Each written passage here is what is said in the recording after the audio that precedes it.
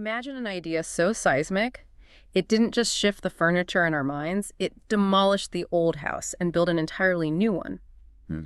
Today, we're plunging into that intellectual revolution, Charles Darwin's On the Origin of Species. It's fascinating, isn't it? Because when this book landed in 1859, it wasn't entering a silent room. Mm.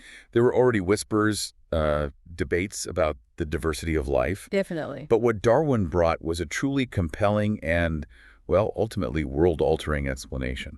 Exactly. And for this deep dive, you've curated some excellent material. We've got excerpts from the Wikipedia page on the origin of species. Right. Which, really serves as a fantastic overview, touching on everything from the core arguments to the enduring legacy. Precisely.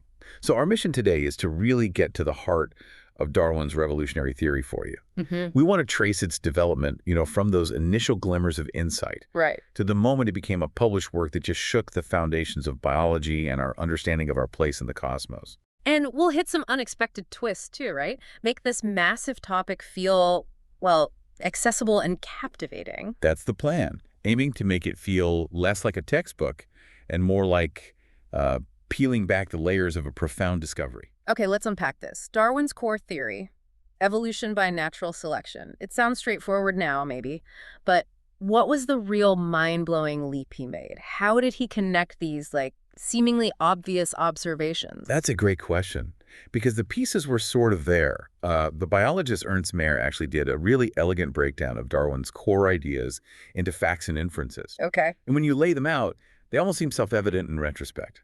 But Darwin's genius was seeing the profound connection between them. So what were these foundational facts? What did Darwin observe? Okay, first, the sheer reproductive power of life.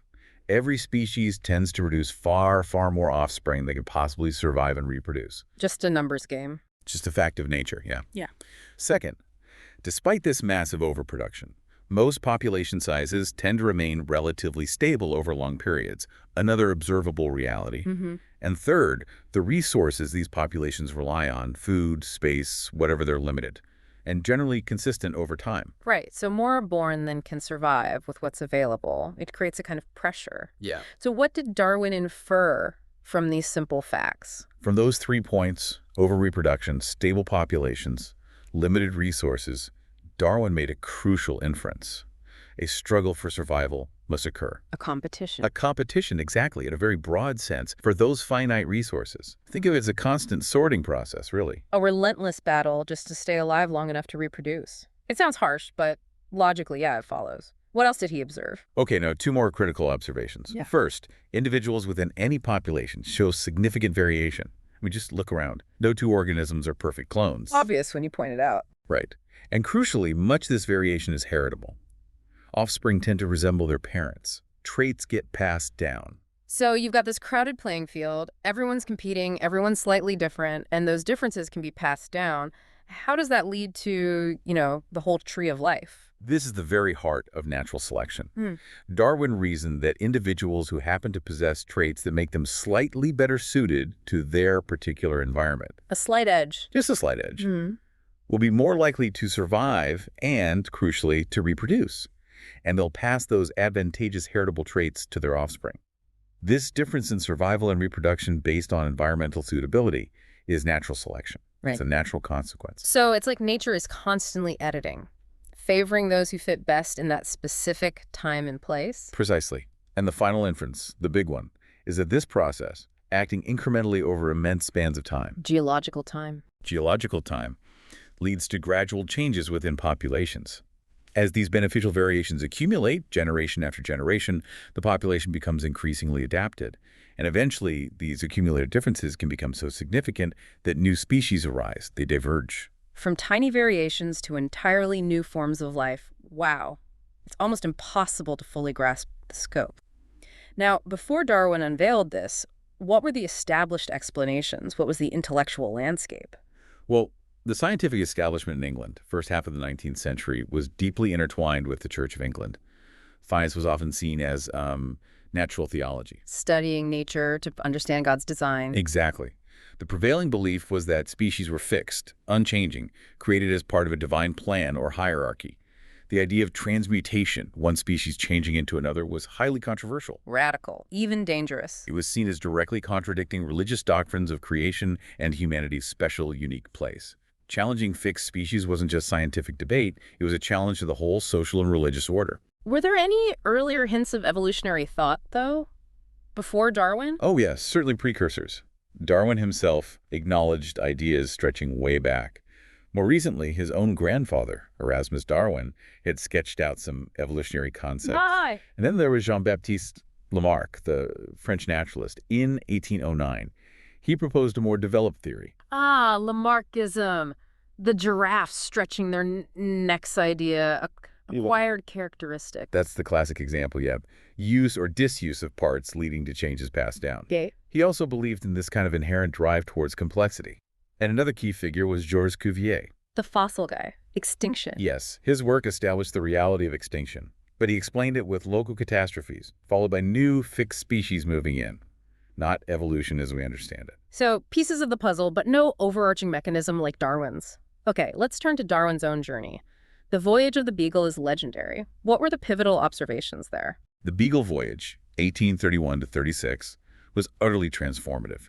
He was the gentleman naturalist, the geologist. He read Charles Lyell's Principles of Geology on board. Lyell. Uniformitarianism, right. Slow, gradual change over vast time. Absolutely crucial. That concept of deep time was essential for Darwin's thinking.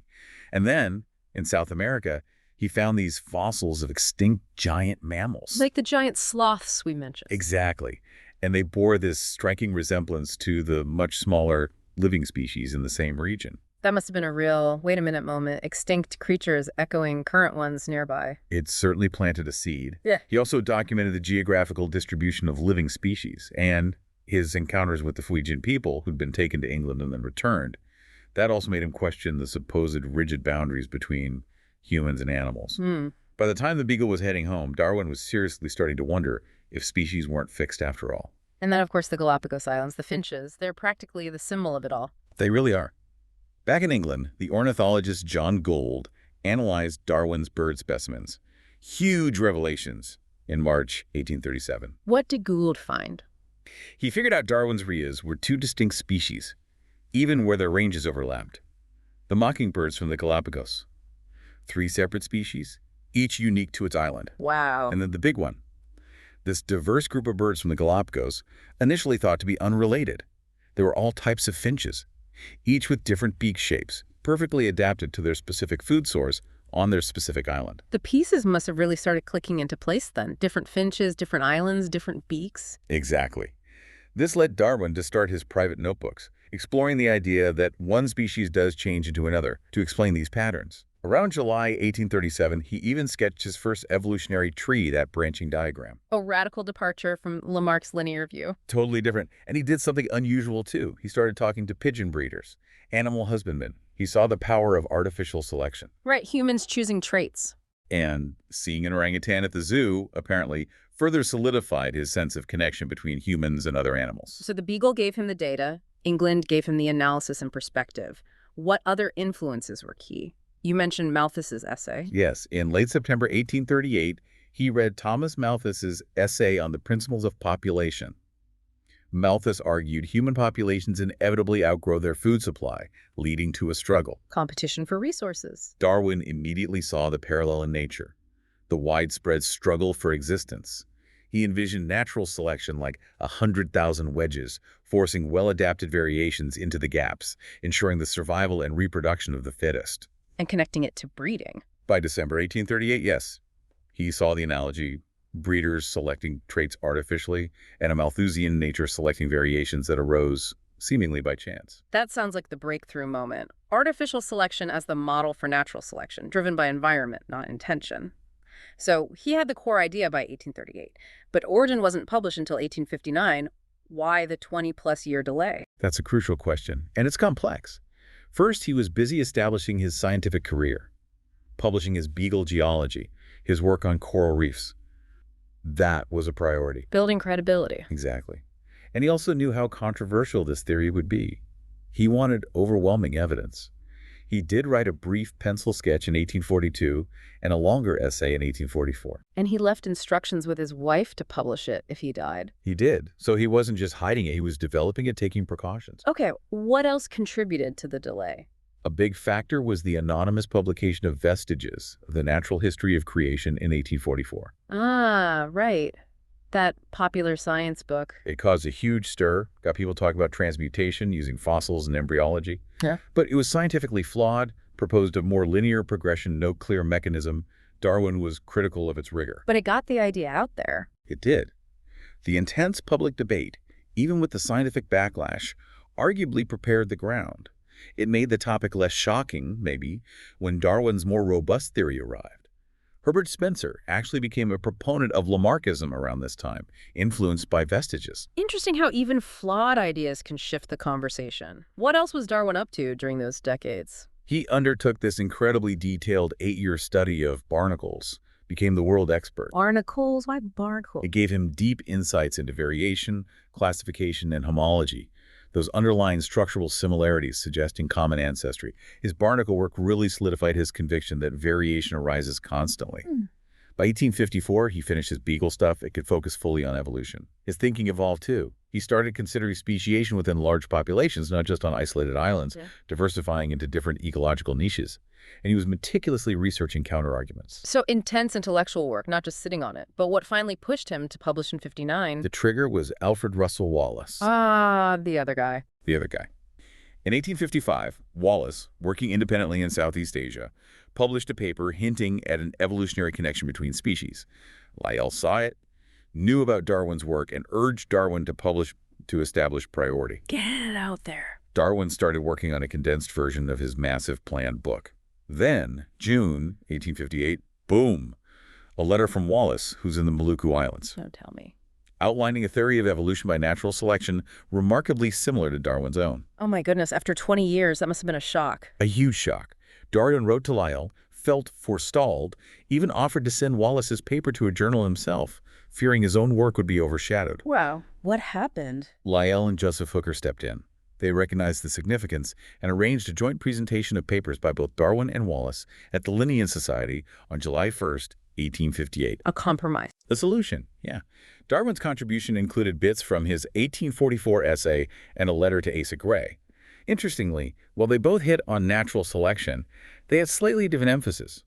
Darwin often used the artificial selection analogy, focused on competition between individuals. Wallace focused more on environmental pressures, keeping varieties adapted. Some historians even think Wallace leaned a bit towards group selection. Fascinating nuance. So the joint announcement happened, but that wasn't origin itself. No, that meeting spurred Darwin on. The urgency was real now. He decided to write a shorter abstract of his big book. It quickly grew from a paper into a substantial volume. He worked incredibly fast. And that abstract became On the Origin of Species. What about the title Preservation of Favored Races? Sounds a bit loaded today. Lyell suggested the publisher, John Murray. Darwin initially proposed something more academic. Murray liked it. They tweaked it.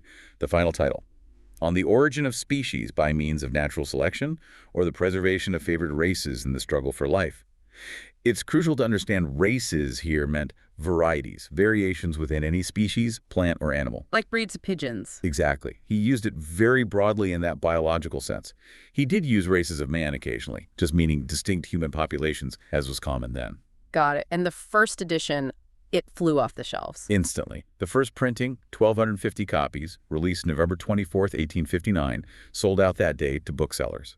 Woody's Library bought 500, ensuring it got circulated widely. Wow. A second edition of 3,000 followed in January 1860, with some corrections, a quote from Charles Kingsley addressing religious concerns, and the addition of "by the Creator" in the final sentence. That was added later. Yes. The book went through 6 editions in Darwin's lifetime, each revised. Later ones added Spencer's phrase, "survival of the fittest," and a whole new chapter tackling objections. The 6th edition also dropped the "on" from the title and was cheaper, boosting sales even more. And it went international too, though not without translation issues. Absolutely. Asa Gray arranged a U.S. edition, but with no international copyright, others jumped in too. Translations were tricky, conveying nuanced concepts, and metaphors wasn't easy. I can imagine. Some translators even added their own spin. The German one added stuff Darwin left out. The French one included an intro promoting social Darwinism and eugenics. Darwin tried to oversee it, but it was complex. So the book is out, Causing Waves Globally. Let's get into the content itself. What are the key arguments Darwin lays out? How does he build his case? He builds it methodically. Yeah. The introduction establishes his credentials, hints at the big ideas. Then he starts with variation first under domestication, then in nature. The analogy between artificial selection and natural selection is central from the get-go. The pigeon breeding example was key there, right? Showing the diversity possible from one ancestor. Precisely. Chapter 1, Variation Under Domestication, uses fancy pigeons as a prime example, all descended from the wild rock dove, thanks to breeders selecting traits. He discusses variation, rare big changes, mutations, we'd say, and common small differences, arguing the small ones were most crucial for gradual evolution. Though, interestingly, he initially thought environmental change was needed to cause variation. Chapter 2, Variation Under Nature, argues the line between species and varieties is blurry, subjective. He suggests well-marked varieties are basically emerging species. It underscores variation being everywhere in nature, challenging that old idea of fixed perfect types. Okay, variation exists. Then comes the struggle. Yes, Chapter 3, Struggle for Existence. He's careful to say struggle is broad, metaphorical. It's competition, yes, but also dependence on others, coping with climate. All of it. He directly applies Malthus here. Population growth outstripping resources means inevitable competition. Which leads directly to Chapter 4, Natural Selection. How the struggle leads to preserving advantageous variations. This drives divergence of character as populations adapt to different niches. He introduces sexual selection here too, explaining traits good for mating, maybe not survival. And the only illustration in the book is here, the Great Tree of Life diagram. showing that branching pattern of evolution. What about heredity? He didn't know about genes. No, that was a huge gap. Yeah. Chapter 5, Laws of Variation, admits the laws of inheritance are quite unknown. He did accept some Lamarckism use and disuse having heritable effects. He knew selection needed heritable variation, even if he didn't know how it arose or was passed on precisely. He even mentioned telegony, the idea offspring could get traits from a mother's previous mate, as a possibility then. His later book on variation proposed his own theory, pangenesis. He also tackled objections head-on, didn't he, like the missing transitional fossils? Absolutely. Chapter 6, Difficulties for the Theory, confronts them. The fossil record gap was huge. Darwin blamed the record's extreme imperfection. Fossilization is rare, vast time gaps exist. He also tackled complex organs, like the eye or wings. How could something so complex evolve bit by bit? He argued they could arise through a series of small, functional intermediate stages, each offering a slight advantage. Famously saying if any complex organ couldn't have formed this way, his theory would break down, but he couldn't find such a case. He also discussed unimportant traits, suggesting sexual selection might be involved, and briefly mentioned human races as examples of variation. Even instinct. How did he explain complex behaviors? Chapter 7, Instinct. He argued instincts, like slave-making in ants or honeycomb building in bees, could also evolve incrementally through natural selection. Slight variations in behavior conferring an advantage would be favored. Then Chapter 8, Hybridism, used the variable fertility of hybrids and the blurry species variety line as support for gradual divergence, not evidence against it. Then back to the fossil route again. Right. Chapters 9 and X dive deeper into geology. Chapter 9, on the imperfection of the geological record, really hammers home the limitations, leaning on Lyell's arguments about deep time and rarity of fossils to explain gaps in sudden appearances, like the Cambrian explosion challenge. But Chapter X finds positive evidence in the fossils. Yes, on the geological succession of organic beings. It focuses on the patterns we do see. Simpler forms before complex ones, generalized before specialized, recent fossils resembling living species in the same area, all better explained by common descent and branching evolution than separate creations. And geographical distribution provided another strong line of evidence. Definitely. Chapters 11-12, Geographical Distribution. He showed climate alone couldn't explain why different continents had different life, even with similar climates. Barriers mattered. Species on one continent were related. Island species resembled mainland neighbors. It all pointed to migration and modification over time. Island life being a key piece of the puzzle. Particularly the peculiarities of island faunas, yes. Strong support for migration and divergence and isolation. And finally, he pulled it all together with similarities across species. Chapter 13, Mutual Affinities. Looking at morphology, embryology, rudimentary organs. Classification reflects genealogy, he argued. Homologous structures the same bones in a human arm. bat wing, whale flipper point to common ancestry. The pentadactyl limb, classic example. Exactly. Similarities in embryos, vestigial organs, all evidence for common descent. The final chapter, 14, recaps everything, looks ahead to how the theory would revolutionize biology, even hinting at implications for the origin of man and his history. And it ends with that beautiful, entangled bank passage. Summarizing the grandeur of evolution, though the creator part was added later. Added in the second edition, yes. A small concession, perhaps. A monumental work, drawing evidence from everywhere. So when it finally landed, what was the immediate reaction? Not universal acclaim, you said. Definitely not. Huge public interest, yes, but intense debate. Much initial reaction, especially outside science, was hostile, often based on misunderstandings. But Darwin's reputation meant scientists had to take it seriously. And Darwinism became the term. Quickly, yeah, covering broader evolutionary ideas. And the human evolution implication. That was predictably the hottest point of contention, even though Darwin was cautious about it in origin. The most sensitive nerve, for sure. What about within science? Gradual, hesitant acceptance of evolution itself, that life changes, but skepticism about natural selection is the main driver. That led to the eclipse of Darwinism period, roughly late 19th, early 20th century, where alternatives were seriously considered. But he had key supporters. Oh, yes. Hooker, Asa Gray in the U.S., crucial allies. And famous debates, like Huxley versus Owen. Reception varied globally, too. Germany's Haeckel was enthusiastic, maybe overly so. Gray defended it in the U.S. against traditionalists. France stuck more with Lamarckism. Russia was skeptical of the Malthusian parts. And translation issues clouded things. Were there specific scientific objections to natural selection itself back then? Yes, several big ones. Nageli questioned how it explained trivial traits. Lord Kelvin calculated a younger Earth age, seemingly too short for gradual evolution. The age of the Earth argument. A major hurdle. And Fleming-Jenkin raised the problem of blending inheritance.